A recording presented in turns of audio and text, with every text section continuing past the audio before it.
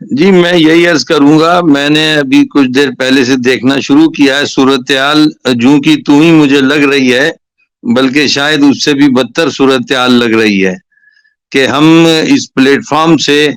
حق کی آواز بلند کرنے کے لیے کوشاں ہیں، اور آج تک ہم نے حق کے اوپر ہی بات کرنا چاہیے، چاہے وہ مغوی بچی کے حوالے سے ہو، یا اس کے مظلوم باپ کے حوالے سے ہو، یا ڈاکٹر شجاعت علی کہ جو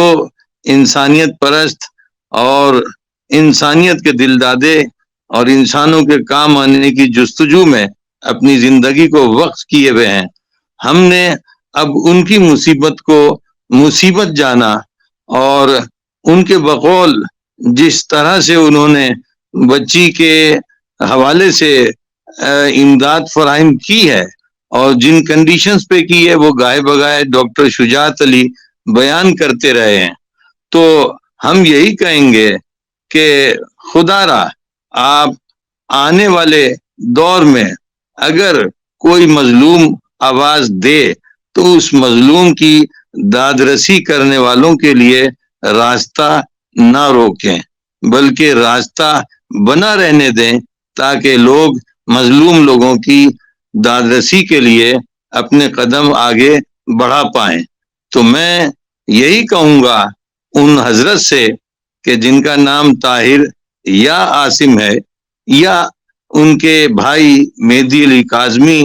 کہ جو مغوی بچی کے باپ ہیں، کہ جن کی مظلومیت کے اوپر ہم سب نے اپنے دن و رات حرام کر دیے تھے، اور اسد عباس جعفری انہوں نے نہ صرف اپنے دن و رات حرام کیے، اپنا مال و متا بھی قربان کر دیا۔ اسی طرح سے ڈاکٹر شجاعت علی جنہوں نے نہ صرف اپنے رات اور دن حرام کیے، اپنا روزی روزگار کو الٹ پلٹ کر دیا، بلکہ اپنے مال و متا کو بھی خرچ کر دیا، اور اس خرچ میں بہت سی رقم ایسی تھی کہ جو قابل واپسی وعدے وعید کے تحت لی گئی تھی، کہ جس کا انتظار کیا جا رہا ہے ان حضرت کی جانب سے جن کا نام طاہر علی یا عاصم بتلایا جا رہا ہے۔ اب تک ہم کو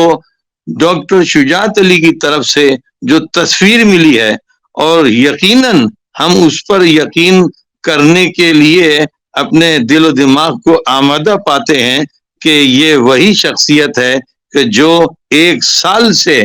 امریکہ میں بیٹھ کر کے اپنی انتہائی مصروفیت کے باوجود اس نے دن و رات ایک کر کے اس کام میں حصہ ڈالا، اور نہ صرف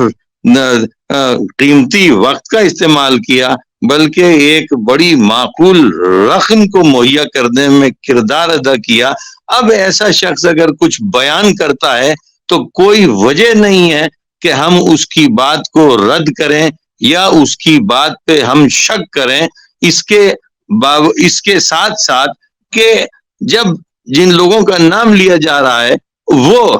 ٹیلی ویژن پہ یا ٹیلی فون کے ذریعے ڈاکٹر شجاعت علی کے ساتھ رابطے میں آنے سے پرہیز کر رہے ہوں، دوسرے چینلز پہ ان کے انٹرویوز مل رہے ہوں، مگر ڈاکٹر شجاعت علی سے رابطہ نہ ہو رہا ہو، نہ اسد عباس بھائی کے پروگرام میں آنے کی توفیق ہو رہی ہو، تو ہم کیوں نہ ڈاکٹر شجاعت علی کی جو بات ہے اس پہ ہم یقین کیوں نہ کریں؟ ہم حق بجانب ہیں، ڈاکٹر شجاعت کی تمام باتوں کے اوپر یقین کرنے میں حق بجانب ہیں۔ جس طرح سے جو وہ بیان کر رہے ہیں اس میں ایک ایک لفظ کو ہم سچ ماننے پہ مجبور ہیں۔ اس کی وجہ یہ ہے کہ جن افراد کے لیے یہ سب باتیں ڈاکٹر شجاعت علی اور اسد عباس جعفری ہم تک پہنچا رہے ہیں، وہ افراد یوٹیوب چینلز کے اوپر مختلف لوگوں کے ساتھ انٹرویوز کرتے ہوئے تو نظر آ رہے ہیں، مگر مہدی علی کاظمی اور جناب طاہر صاحب یہ نہ شجاعت علی کے ساتھ رابطہ کرنا چاہ رہے ہیں، نہ اسد عباس جعفری کے ساتھ رابطہ کرنا چاہ رہے ہیں، اور نہ ہی کسی اور چینل کے اوپر ڈاکٹر شجاعت کو رد کرتے ہوئے نظر آ رہے ہیں۔ تو ہم ڈاکٹر شجاعت علی کی بتائی ہوئی تمام باتوں پر من و ان یقین کرنے پہ مجبور ہیں، مجبور ہیں، ہم کوئی شخصیت پرستی کا شکار نہیں ہے. ڈاکٹر شجاعت علی ہمارے کوئی رشتہ دار نہیں ہے، کوئی دوست نہیں ہے، وہی انسان پرست اور مظلومیت کے لیے آواز اٹھانے والے